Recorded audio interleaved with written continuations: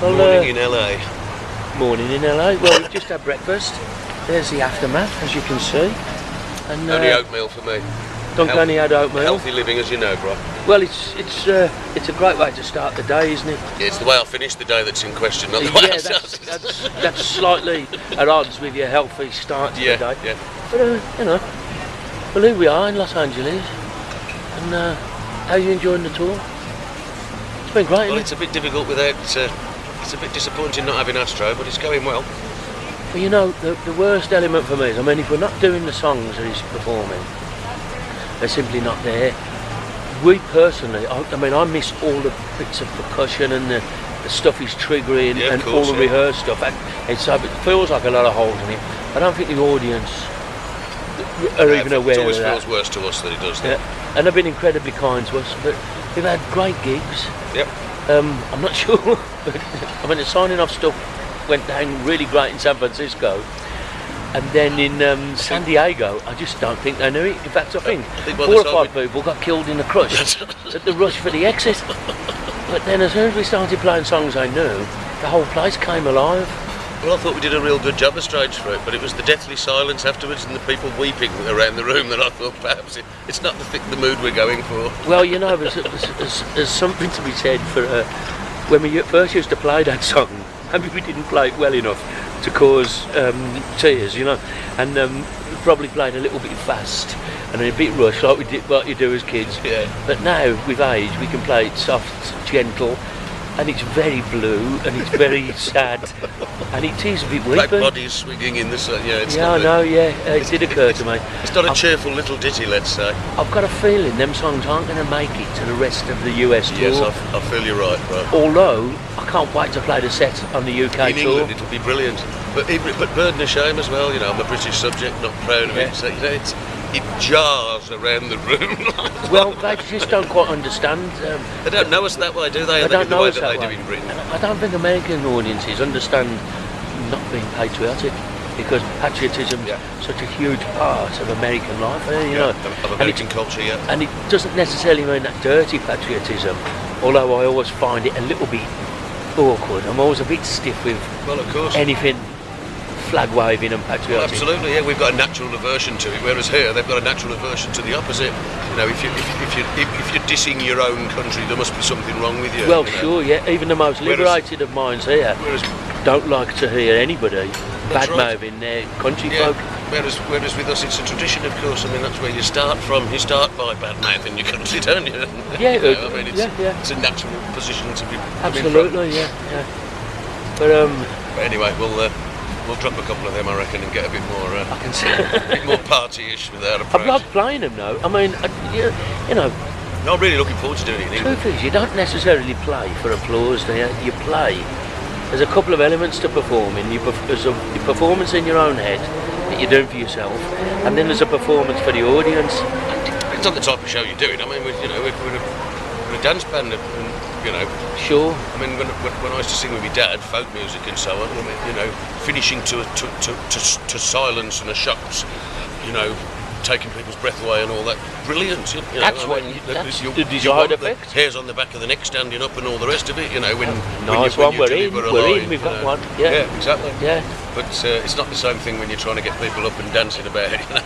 Well, it's remarkable, because from that, and we started playing Higher Ground, they were all up on the seats and on each other's shoulders. From Higher Ground on, because I know that song from Promises and Lies.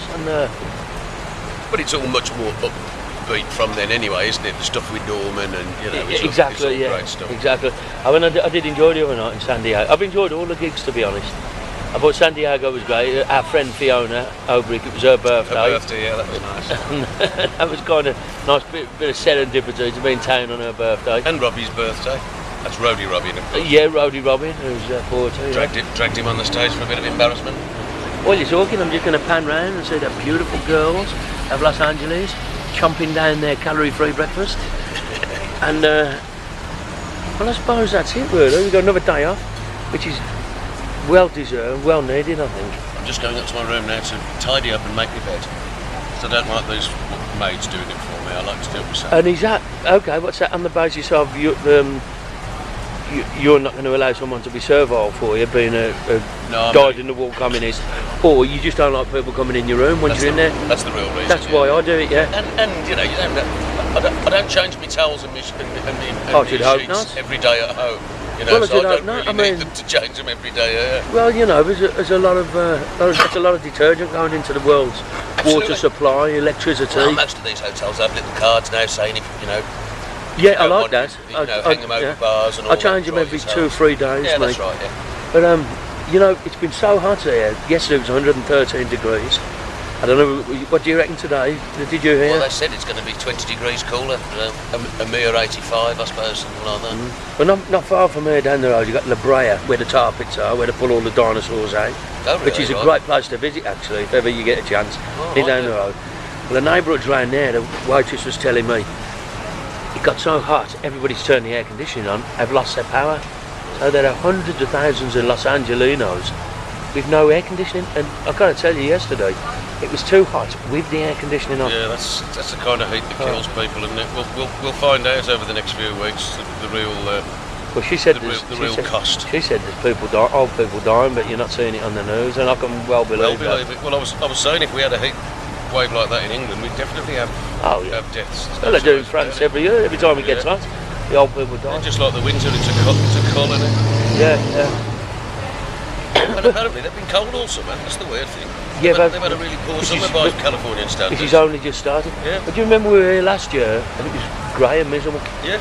But about this time, was it? About this time, yeah. Oh, right. And I've got to tell you, it was one of the first times in 30 years of coming to LA that I'd seen it like that, and we had kind of light jackets on going out, you know, and coming out a gig on the night. I was with a friend of mine, Jason Connery, Sean Connery's son. Oh, yeah, I know. Yeah, you remember? Yeah. Robin Hood. Robin Hood, yeah. Robin of Sherwood. Robin. Backlit. Beautifully backlit in every shot. That's right. And as he says to me, he says, I killed the same 3 Normans every week. Hacked them to pieces. The same 3 guys every single week. And he's a lovely fella. And he lives here, of course. He's directing films now. But we came out a gig, and he was with his mate and his girlfriend, and she had a fur coat on. He was in LA. I thought, the weather's changing, you know. But, well, anyway, it's been nice talking to you. And Thanks for your time, and it's been lovely sharing breakfast with you. Have a wonderful day. I understand they've got another bucket of margarita on ice waiting for you. Several to Several, and so I'm going to push the limits today to see how far we can go with it. Right. 2 buckets, 2 straws, straw in each bucket. Well done. And adios, amigo. Adios. Hasta mañana. And then? You're supposed to say hasta pronto. Hasta what? Pronto. Hasta pronto.